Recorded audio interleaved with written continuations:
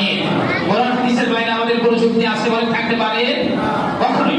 সে সাধারণ মানুষ হোক আর সরকার হোক, প্রাইম মিনিস্টার হোক, প্রেসিডেন্ট হোক, কোরআন হাদিসের যেটা স্বীকৃতি দিবে না, ওই স্বীকৃতিহীন বিষয়কে আমরা সমাজ থেকে সবার পরামর্শ ক্রমে সমাজ থেকে আমরা সেটাকে দূর করে দেব। ঠিক আছে না ইনশাআল্লাহ?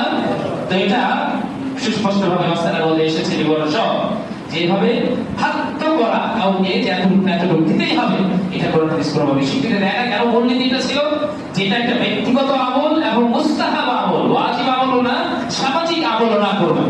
মনে রাখা, এই ব্যক্তিগত আমল এবং মুস্তাহাব আমল একান্তই স্বাধীনভাবে করার সুযোগ রয়েছে।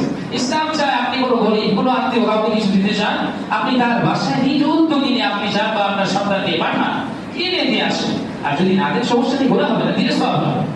তো এই পর্যায়ে তো এখানে আমি খাদ্য কিভাবে করতে পারি, এই জন্য গোশত জমিয়ে রাখার ব্যাপারে গত সপ্তাহের মাসলাটা আবার স্মরণ করিয়ে দিলাম। আমরা ইনশাআল্লাহ এই ব্যাপারে আলোচনা শুরু করি আমাদের নেতৃস্থানীয় ব্যক্তিদের সাথে।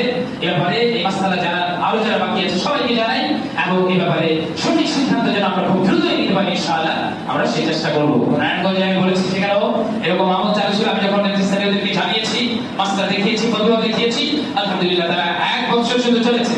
পরের বছর এই মাসলা এই বিষয়কে সম্পূর্ণভাবে বাতিল করে দিয়ে স্বাভাবিকভাবে ব্যক্তিগত উদ্যোগে সবাই এই কোরবানি চালু করেছে, এবং আলহামদুলিল্লাহ নিজ উদ্যোগে গরিব এবং আত্মীয় স্বজনকে দেওয়া শুরু করেছে।